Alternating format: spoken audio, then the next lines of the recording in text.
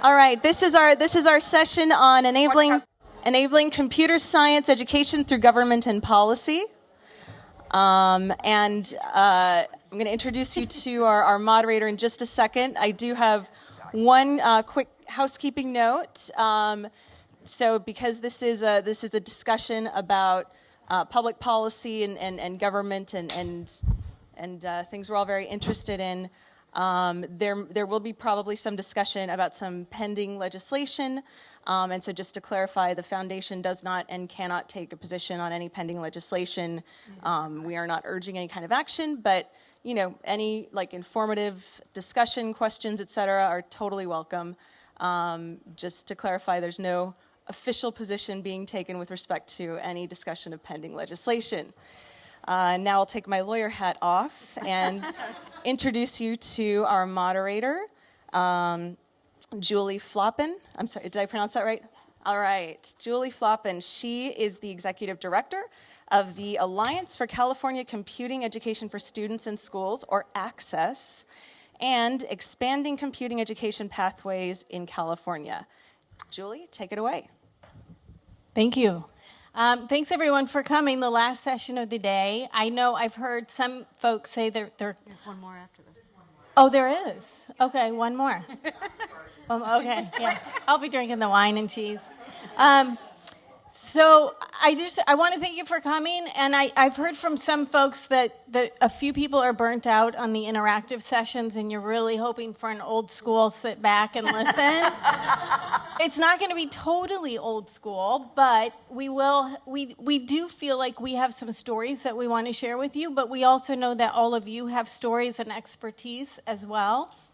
So this is just a panel of people who happen to have stories to share, but we'd love to hear yours.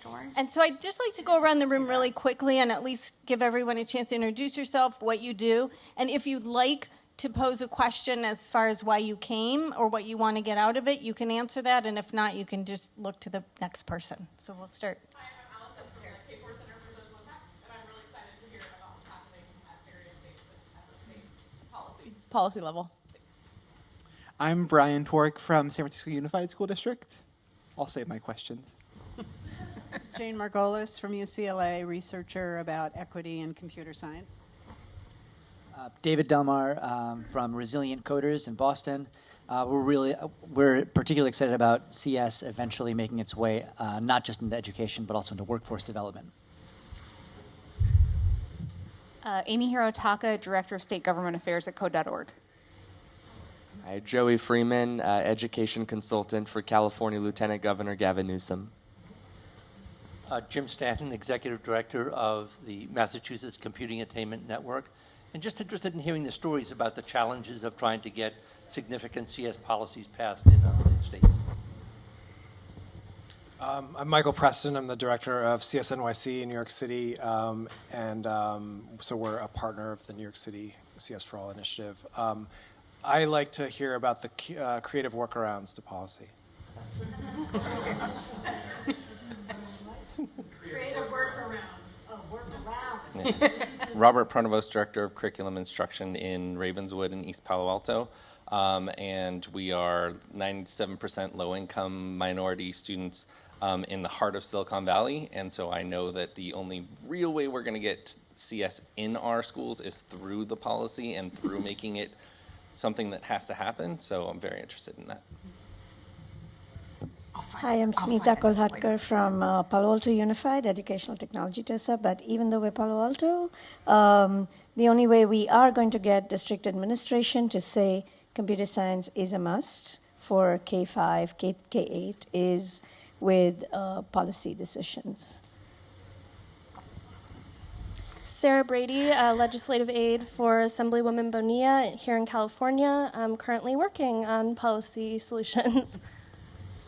Hi, I'm Assemblywoman Susan Bonilla. Happy to be here. Hi, Dror Yaron, Director of Outreach for CMU Create Lab. I'm Angela Hemingway with the STEM Action Center working for our governor, and in Idaho we did have a big CS legislation bill that passed with some funding, so a little bit of a success in Idaho. Marie Biankowski. I work for the nonprofit in Silicon Valley called SRI International, and I'm interested particularly in the long-term impact on college and career readiness of the high school graduation allowance to have computer science change substitute for a math course. Hi, my name is Rhiannon Anderson. I am the Executive Director of the Congressional App Challenge, which is a congressional initiative to get kids to learn how to code. It's very young, so if you haven't heard of it, it's coming. And I am really interested in the ways that we can coalesce the efforts of various government groups all the way from the top down. Brian Hill. I'm Assistant Dean in the College of Engineering at the University of Arkansas, and I am here to heckle Anthony. I should have thought of that, bringing somebody like that. Oh, and I think Hey, I'm going to make him call the hogs before it's done. we had one more person walk in. Introduce yourself, tell us who you are, and if there's any particular question that you want to hear about. Palmer, I'm being put on the spot. I just snuck in here. Well, I just jumped in because I'm floating between sessions and I wanted to especially hear what our panelists here had to say about policy. So I don't know what I missed. Lots of introductions. Oh, we were just doing introductions? Yeah. Okay, so I'm Vandana Sikya, chairperson in Infosys Foundation. If you don't know who I am, then I don't know how I can propose to that.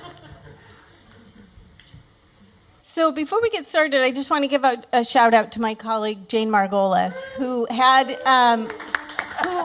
been implementing Exploring Computer Science in LA Unified for the past 8 years. And in her vision and challenges and troubles and successes of doing that in LA, Jane was one of the founding members of Access, which is a statewide organization that's looking at policies and how does implementation at the local level impact and influence policy at the state level? But how do we ensure that that policy that we're making at the state level actually supports local implementation? So we have this continuous feedback loop, and that's one way that we're working on addressing both the local implementation and the statewide policy. And I'm very honored to be joined by my colleagues to my left, who will also share their stories. There's many different entry points for addressing policy and government and making sure that we scale up computer science education in a way that is equitable, that's sustainable, that's long-term, and that's really meaningful for all of our kids. And so our speakers here have really different entry points and vantage points and viewpoints, as do all of you. There's the district approach, there's statewide approaches, there's through the county offices, there's different ways of doing it, and we recognize that what one approach may work for a given state or district, but may not necessarily work for everyone. So our hope for today is that you leave with maybe one new question or one new idea that you may not have thought of, that you may not have considered, and that you can bring back and say, wow, I really should consider this something different. And for those of you who feel like, oh, I've already been there, done that, got the t-shirt, working on computer science education is, and in particular equity. In our last session, somebody said, gosh, I feel like we talk about these issues over and over and over again. And I was thinking it's kind of like flexing a muscle. We have to keep on working on it. It's not just, there's not a simple answer. So we got to keep on flexing that muscle, keep on asking our questions, keep on grappling and digging in a little bit deeper. And so I appreciated you pushing us to do that in the last session, and I hope to do that here.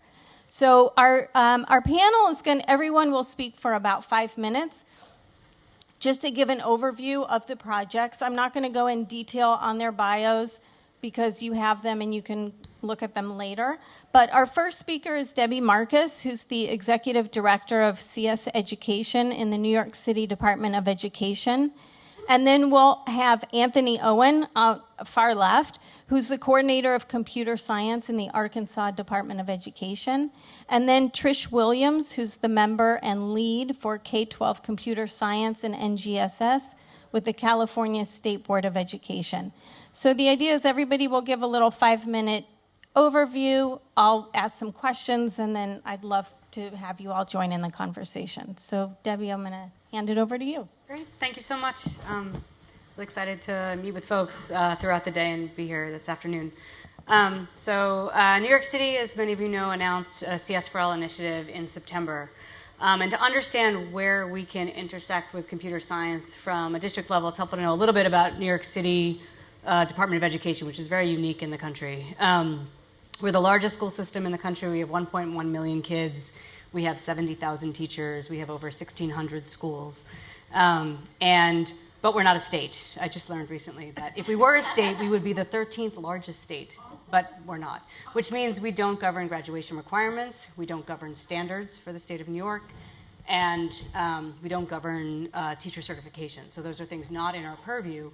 But as the largest district, we do have a lot of power and influence to govern what professional development happens for teachers in the city and what kind of local decisions that schools can make. The other really unique thing about New York City schools is that principals have a lot of autonomy in terms of what curriculum they provide across every subject area. There is no standard math curriculum K-12, there's no standard English curriculum, and so we're approaching computer science in a very similar way.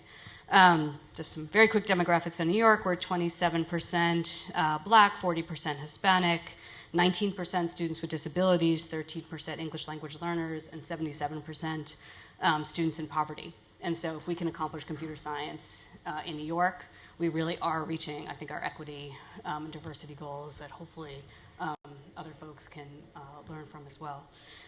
So we're approaching computer science for all, in particular as a portfolio approach, so that schools can make really informed decisions about how they implement computer science in their schools, and then it's our job to really provide a portfolio of professional learning opportunities for schools and teachers to take advantage of so they can match the local needs of their schools, the capacity and interest of their teachers, and high quality curriculum and professional learning. This is entirely an in-service teacher training program. Depending on how folks have heard about New York, some people think we're bringing 5,000 new teachers into the city schools. We're not.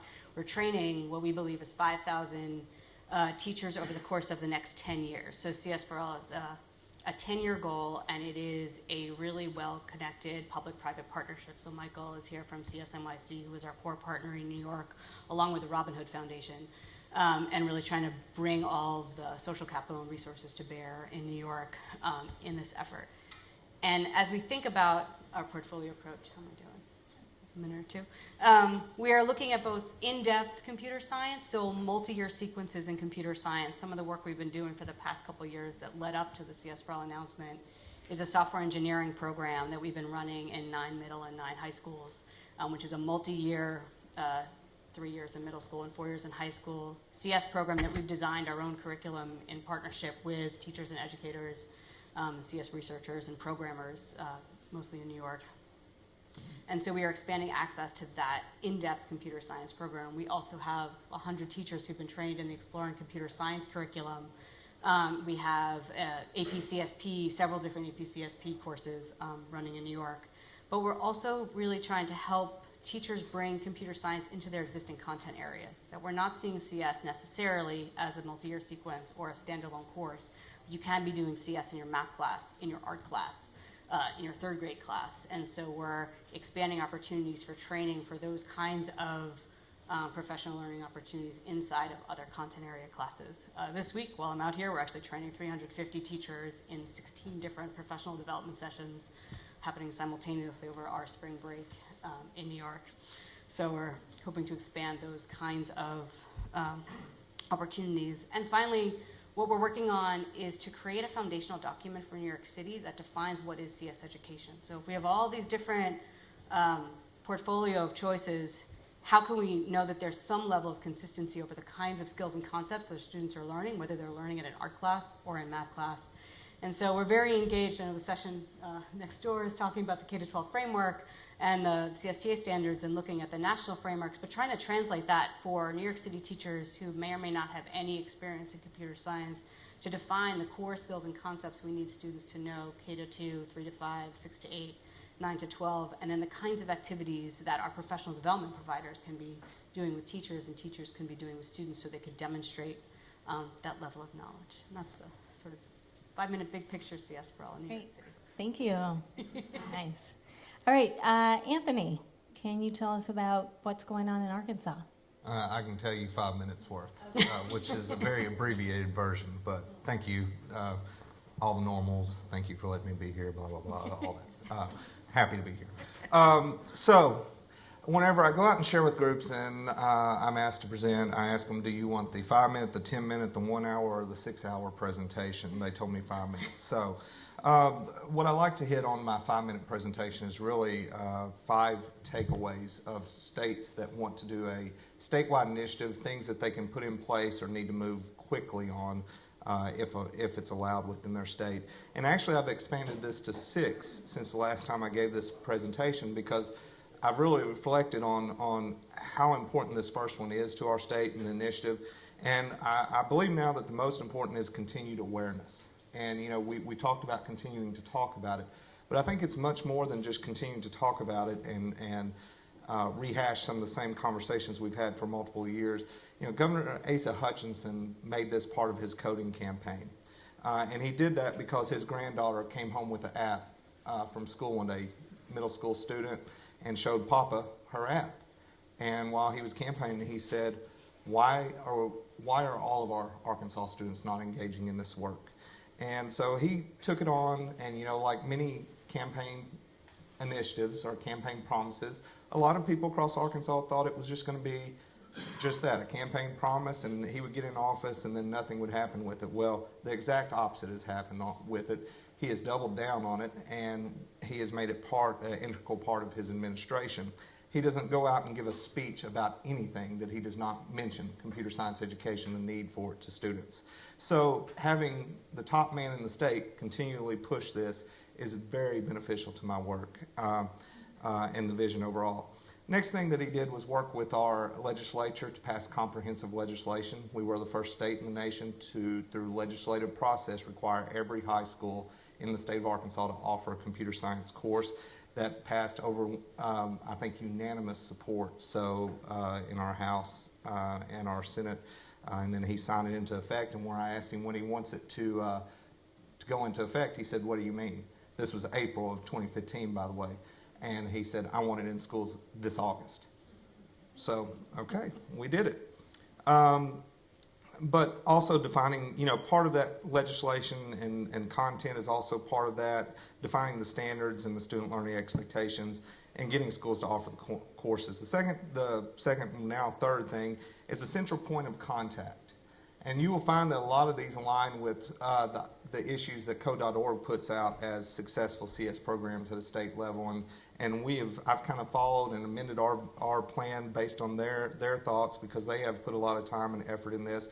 But, you know, that is exactly my job, is computer science education. That's all I talk about. That's all I do on a day-in, day basis. That's all I worry about.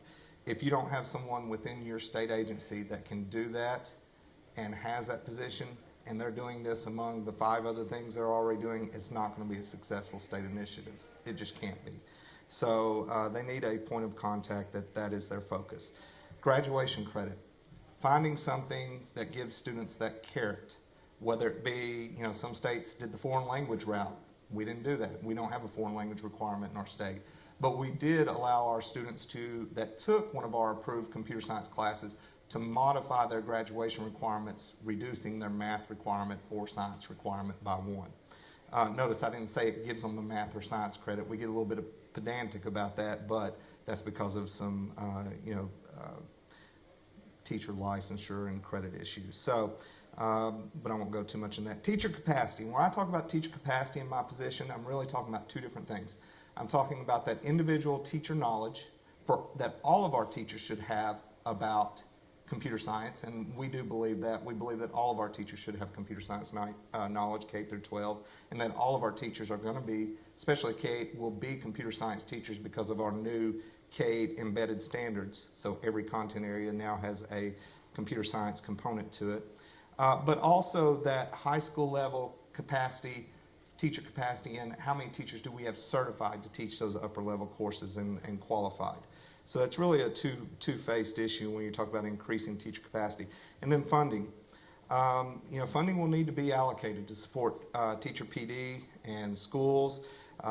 Once again, our legislature and governor worked together to find $5 million to jumpstart an initiative, which for states like New York, that's nothing, but for Arkansas, $5 million is a significant investment on the part of our state.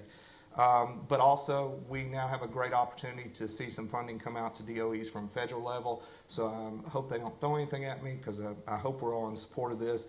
But I'm going to encourage everyone in the room, if you haven't went out and signed the change.org open letter petition, to go do so, please. So some quick next steps. Arkansas has been working closely with CCSSO and code.org. I've encouraged this for 8 months, and we're now moving on it, I think.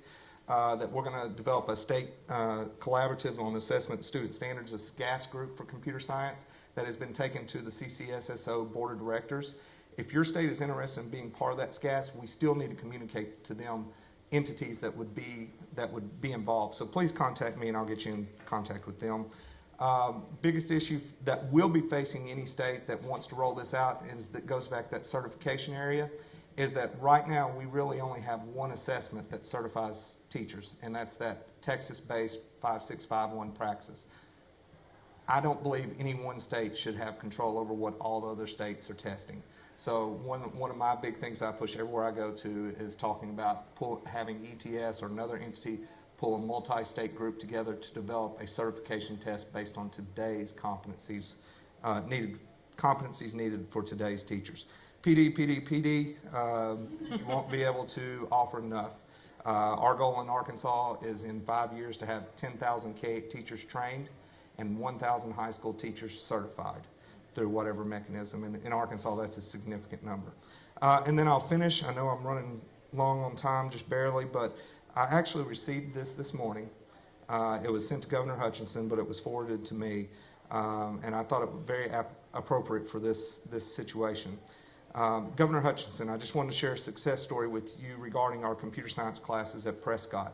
And Prescott's a town of about 10,000 people. I will admit I was a little uneasy about exactly what direction or what interest our kids would have in computer science. However, after hearing the story of one of our students, Jay, I'll call him Jay, I am a big believer in computer science. Jay was a student who really wanted to drop out of school and usually stayed in his fair share of trouble. However, after enrolling in one of the computer science classes this year, Jay has a complete new attitude towards school and life. Jay is now a model student who is very eager to pursue a career in computer science. It has changed his life. We have several students who love computer science classes and want to pursue careers in computer science. So I want to thank you for your initiative for adding computer sciences in our schools. The Prescott School District is committing to adding more classes for our students. Our computer coding team presented to our school board this past month, and our school board was blown away at the things they were doing in those classes. It has changed the dynamics for our high school. I am Robert Poole, the superintendent of the Prescott School District. I have learned a lot through this process of creating dreams for our kids. Thank you again for your initiative in helping students achieve their dreams. Oh, you're just too good. Thank you. That was great. Trish, tell us what's going on in California. Okay, so I have to admit that while I was excited to be here, and I've really learned a lot in this conference, it's helped, it's broadened my horizons about a lot of things and related to computer science and made me think of a lot of ideas. That said, I had some trepidation about this particular panel because I knew there would be California people in the audience, and they're the California people that push for everything to happen in California around computer science. So I thought I'd start by telling you that the state board has called an emergency meeting for early next week, and we are going to implement mandatory standards for all computer science students. No, that's not true, okay? That's not true. I know it's what you would hope I would say, so I thought I'd start with that. But no, that is not true. So what I'm going to do At the end of this panel. So I'm going to tell you what I want you to know, and then you can ask me anything that you actually want to know about what's been going on. So first of all, some statistics that you threw out. The California people will know this, but California has 6.4 million students. We have 295,000 teachers. Our students are 25% white, 53% Latino, 6% African American, 24% EL, 8% Asian. We have 1,000 school districts, 8,000 schools, and 1,200 charter schools. We don't move on a dime. It's like the Titanic, okay? And it's a very complex political and policy environment with lots of players in it. So some other quick stats regarding how I got involved in computer science. I've been on the state board since January 2011. I came in with President Mike Hurst. In fact, I was nominated by him by the governor because we'd worked together for over a decade before the state board. The same state board is still there with just a little bit of turnover, so it's been very stable. We're all appointed by the governor, and so we serve at the governor's pleasure. It was 2 years ago that in May that Hadi Partovi at Code.org organized a letter to Governor Brown, and it had 38 signatories on it, asking high-tech executives all over California, superintendents, executives of nonprofits, university people, asking for a meeting with the governor to explain how important K-12 computer science education is in general, and certainly should be to California.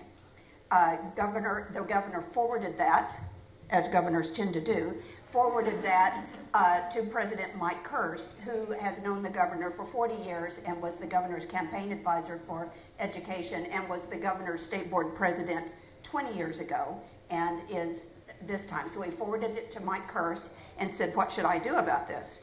And Mike Hurst, who I told you I've worked with closely for 10 years, forwarded it to me and said, what should we do about this? And so that started our journey that we've been on for the past 2 years.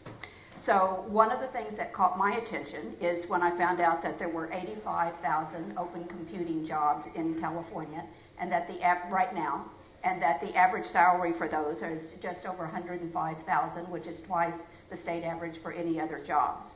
In spring of 2015, California had 144,000 high school students. That's pretty big, 9 through 12. But of those 144,000, only 8,688 took the California AP CSA exam. Of those 8,000 plus, only 973 were Hispanic, and 143 were African American. And this was better than the 2 years prior to that. It was an increase. So the numbers taking the computer science AP A exam in California have increased over 100% total in the last 2 years, and 200% for females, African Americans, and Hispanics, but on a low base to start with. So that got my attention. So I also needed to spend a lot of time getting up to speed. Frankly, the whole thing about computer science in K-12, I know a lot about K-12 and about policy. I spent 19 years running an organization that studied California's education policies and their implementation and student outcomes. What I didn't know was anything about computer science education, no background in that. So I had to do a lot of research, a lot of studying. Again, Code.org was a big help to me in terms of Mike Hurst kept asking for articles. Send me reputable articles. Send me, explain this, explain that. Let's find out this. And so I would get all of this stuff. I have some even in my folder on computational thinking. When I take on a subject for the state board, I tend to dig in pretty deeply, in part because of that research background. So one of the things I came away with was that it's not just about jobs. Jobs are important, obviously, in California with that many open computing positions. It's about workforce in California. It's about the economy in California. It's about innovation in California. But the thing that was probably more impressive to me, and that I like to pull on when I'm talking to Mike Hurst or other members of the state board about it, is the other kinds of learning that goes on when you learn computer science. Perseverance, problem solving, problem identification, computational thinking, which was the subject of the last seminar that I sat in. That there is growing body of research that shows that learning those kinds of skills is showing some carryover to other kinds of subjects, math in particular and science. So I developed, surprisingly, given that I have no background in this area, I have developed over the past 2 years a pretty strong passion for computer science education. I don't have a clear vision of what it should look like in California, but I have a clear commitment to how important it is and a commitment to how important the equity issues are around it, including for girls. So some further quick history, and then I'll tell you where we are. We needed time on the state board to better understand the rationale behind the movement and to think about the options in California, given all of the other education reform policy that our state board has adopted in the last 5.5 years. Those of you outside the state probably aren't aware that we've adopted Common Core state standards in ELA and math, which we've kept, by the way. Next generation science standards, which I was also the lead on. English language arts ELD standards, English language development, the first in the country. We're finishing up social studies now. We completely overhauled the school finance system in California for the first time in 4 decades and ripped out all of the categorical programs, made it local control, discretion, base funding, plus a supplemental funding for every one of the identified student subgroups, which are English learners, foster kids and low income. We suspended our accountability system and have been rebuilding it for the last couple of years and need to get that finished. So there was a lot, and this isn't the routine stuff that comes to the board every session. This is big stuff. So there was a lot on our plate, and what President Kirst did was ask me to do everything that I could do, that I was interested in doing. Remember, this is not a paid job on the state board. This is volunteer. Everything that I could do and wanted to do to move the agenda outside of the state board until there was enough room at the state board in their bandwidth for the members to bring it to the state board. So it has not yet gone to the full state board as a discussion topic. That will probably happen this fall. I am engaged with the national CS12 framework work that was initiated originally by Code.org, but now includes a much broader steering committee, a very large group, a couple of hundred people that have been involved as writers, thought leaders, experts, and I'm a stakeholder, a California stakeholder. And out of that very large group of people, about 30 or 40 of them are Californians in one role or another, which I had nothing to do with, except that I did tell Code.org that if we were going to take them seriously, they would have to have a pretty substantial California presence on them in some kind of form. We will, of course, if we take those up, we will do that ourselves in state as well. So the full state board has not taken a look at it. That said, I've been working with Julie on different kinds of projects. Like I supported Julie in getting supplemental authorizations through the California Credential Teaching Commission for ITE, math, and business teachers to get a supplemental CS authorization. In the fall of 2014, our governor signed 3 bills, all of them permissive, but all meaning they're not mandates, but they go in the right direction. And one of them was that any school district could choose to have computer science as one of their graduation requirements. One of them was encouraging the UC Systems BOR's Office of Education to qualify more high-level computer science courses to meet a C math requirement for minimum eligibility into the system. And then the other one that applies to the state board is AB 1539, which was that by July 2019, so grateful our legislature gave us more time. That is going to allow us to be much more thoughtful about this and to take it up when we actually have the bandwidth to do so. But that gives the IQC and the state board until that date to consider developing computer science standards in K through 12. So that work, I have been, as I said, engaged in the national process. We have our California Department of Education now has staff dedicated as a computer science work group, which includes Deputy Superintendent Tom Adams, plus IQC member Dean Reese, who is the lead for the Instructional Quality Commission, which is an advisory to the state board. So they have that set up. Plus, we have invited Pat Young-Pradett, who is the head of the National Framework Process, to come to our May 20th IQC meeting to give a presentation. Speaking of which, any of you that are from California, it's going to be an open presentation on that process, and it's going to be open to the public. So we are doing a lot of things.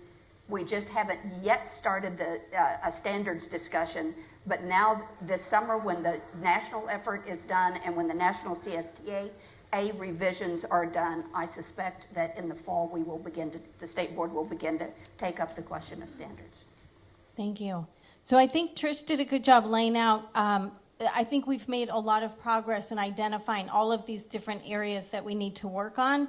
And what we're lacking is a real coordinated, coherent plan for the state of California. And so many folks have been working on how do we get a state-sponsored plan developed. And so I wanted to turn it over to Assemblywoman Bonilla. Did you want to make a comment on what you're doing in that area of working together to establish the advisory board and developing a strategic plan? Yeah, I can talk about that. And then also in terms of just thinking of the broader topic, how do we make these things actually take place? How do we make progress, within the state? But yes, we are right now trying to formulate a stakeholder process where it would really have private involvement from industry along with public involvement to kind of move the ball forward. I do have a bill, and I think sometimes one of the best things about running a bill, running a piece of legislation, is the conversation that you build around it. The fact that you are drawing attention and focus to and you're prioritizing. So when you get a piece of legislation, you're automatically kind of saying, hey, this is something that we need to do as a state. I think running a bill is one way to do it, but I think there are some other ways as well that are really important when I was thinking about how do you make this a reality in a state the size of California. In terms of computer science actually making it into the classrooms. And I think one of the things that we've found here in the last few years, and I've been in the legislature since 11 when Trish has been on the state board, and education has been a big focus. You have to have create the necessity, and Common Core did that for us because I had a bill where we went to computer adaptive testing. My next thought was, oh my goodness, we don't have the computers and we don't have, the bandwidth, for goodness sakes. How in the world are we going to test all our students? And so the legislature, working with the governor, we actually were able to get $1.25 billion dedicated to go out per pupil for technology and professional development. And that was really important. And so you have to have the two things. You have the necessity, but then you have to have the funding piece as well. And that's kind of where the state comes in terms of saying, because what we tend to do with education, and I'm a former high school teacher, is, you do it, and then, with what? And so the resource piece is critically important. But I think that, looking forward, how are we going to, Arkansas is the $5 million they're committed, and what is California's answer to this? And I look at we're calling it like the extension of Prop 30. It's going to have a new number. There's going to be a tax increase, hopefully, that's going to go for children, for health, and also education. There's an opportunity there because we're not going to get it done without funding. We do have to have the plan. But then, is there a way, and that's very, very important for us to get behind that piece of it, because we can have all the plans in the world, but if we don't have the money for the implementation, it's going to take even longer. So I think it's, there's several steps to it, but getting the stakeholders, getting private industry at the table involved, and giving them a way to impact the process and the policy is critically important, and that's what we're working on with my bill right now. Great. Thank you so much. So I'm going to, I have a couple questions, but I think we'll just jump to your questions, and I'll. Well, thank you. So I know that at least in the city of Boston, there's there's an effort to reinvent vocational schooling. And I think we all know that computer science education, or computer science, is a very, very, very broad and nebulous topic that encompasses a lot of different disciplines. Is there an effort, A, to include vocational schooling into this conversation at all? And B, is there an opportunity to sort of like siphon off the more workforce development side of computer science, right? Be that IT or web development or whatever, and try to pilot something in a vocational school where there might be a little bit more, maybe there might be a little bit more leeway in terms of policy. Jim, do you want to respond to that, or do you have a different question? I just saw your hand kind of go up. Oh, okay. Was there anyone here or anyone else that wants to take that? The whole question about career technical education, vocational education, and college prep, it's a big issue that we're working on, but I just wondered if anyone else... Do you want to New York? Sure. I think I have one. I sit in the Office of Post-Secondary Readiness, which also oversees career and technical education in New York. And some of the early work we did in computer science, we created 2 schools dedicated to computer science, the Academy for Software Engineering and the Bronx Academy for Software Engineering.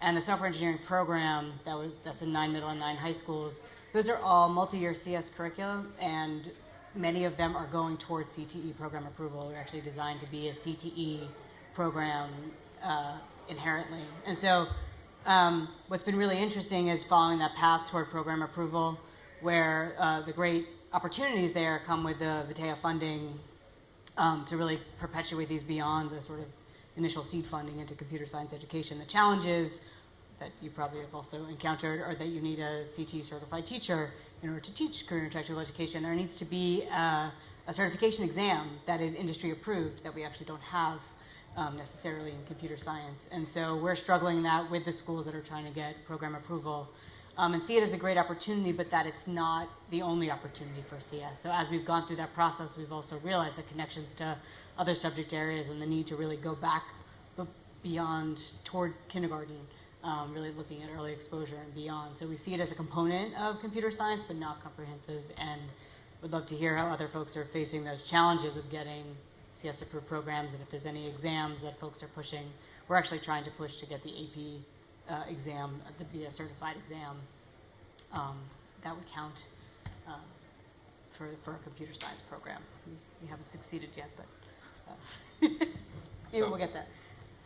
So in Arkansas, one thing that came out of the Code.org stakeholders convening is that I thought that we were unique in the fact that we had these issues with the CTE versus academic area coding, all that, where you end up having dual code and who's teaching, all those issues that hit with that. So we had actually been working on a plan to overcome that, and it was just funny that I found out that other states were hitting some of the same issues. So we are actually co-writing all of our high school computer science courses. We're revamping our whole grid of courses for the beginning 17-18 school year, and we are co-branding those with our Department of Career Education, where there'll be joint courses between our academic area and our Department of Career, and we've worked through all the rules and legislation to ensure that our teachers can those schools can still get access to Perkins funding, regardless of which licensure area the teacher comes from, and along with some of the other issues that led to that dual coding. So we're very excited about that initiative. But the thing that is going to come out of that work that's a direct answer to your question is that the grid, K-8, we're calling computer science, but really at K-8, you don't build a lot of computer science skills, those upper end skills. You build the basis of computer science. You build computer literacy. A lot of the same discussions that we're having within the curriculum framework until you get those upper, those middle school and junior high levels.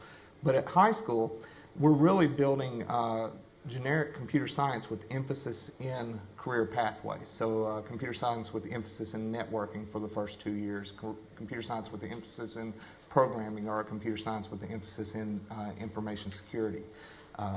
So that would be the first 2 years, and then part of my job is to come up with crazy ideas and just to have people tell me no or just run with them. So this is one that they haven't told me no yet. Of course, all this is subject to state board approval, but our committee, which is actually working on the high school grid, you know, this month, next month, and the following month, and they'll go to the state board in the summer. We are actually going to come to the state board with a recommendation for minimum requirements for mentorships and internships that students will get high school credit to be involved with. So allowing kids to go out to the local industry and involve themselves in an internship, but still get a high school computer science credit for it. So we're also doing away with all prerequisites at a high school level. That was one of the things that I thought killed mathematics initiatives when I was the K-12 math person. You know, I had a 7th grader taking calculus at the local community college, but I had to tell his parents he still had to take Algebra 1 and geometry if he wanted a high school diploma. You know, and that's just crazy. So that was one of the first things that we did in computer science is I had the state board and our commissioner of ed and the governor agree that we eliminate prerequisites. We're allowing local schools to make a decision of where those students are placed within the grid based on their abilities. So a lot of different things that we're doing to try to make sure that we're producing a class of students that feeds to our industry and then our post-secondary properly. Thank you. One last question, Jim, or a comment? Massachusetts, there are 44 career pathways to CTE. 2 of them are computer science related. One IT and networking, the other programming and web design. And 6 of the regional vocational technical schools in the state are now teaching ECS, 2 of them are teaching CSP. So we're very eager to collaborate with them, share this, and encourage the development of ECS and CSP courses within their CTE frameworks. Judy, I want to Thank make a you. comment about it. Okay.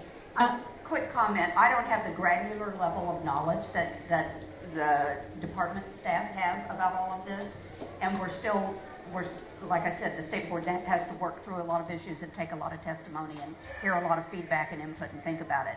But the one thing that I feel now, which could change, but I feel it now, and that is I want to be careful that we don't, I think it's important that we create computer science pathways and computer science instruction that is about creating artifacts, that is about creating and not just call it computer science, but it turns out really to be the same CTE courses that we've had all along. I think finding the bridge between the two and finding where they go together and don't go together, but me personally, as one board member, do not want to rebrand existing CTE courses as computer science because I'm a little afraid that those are going to wind up being what the kids in the low-income schools are going to get and the kids in Palo Alto are going to get computer science pathways. Thanks, Trish. I think ultimately that question around the CTE and the academic pathways is really a question around equity and access, and for whom is computer science being offered, and for what purpose, and what is the content of that course, and making sure that we have high-quality computer science for all kids, regardless of whether or not they're pursuing college or careers. But we just, it's fundamental knowledge for whatever they choose to do. So I think just to close, ultimately there are many different ways that we're approaching these issues, and hopefully you're beginning to think of new questions or new ways of approaching it, and that ultimately it's about getting different viewpoints, about getting different stakeholders involved, really digging into this question about equity and for who and for what are we providing computer science, and making sure that as we scale up, that all of these projects and all of these different approaches at the statewide level are sustainable, scalable, and really providing access and opportunities for both teachers and students. So thank you all for coming. I appreciate it. And I wasn't picking on Palo Alto. I took great offense. Sorry.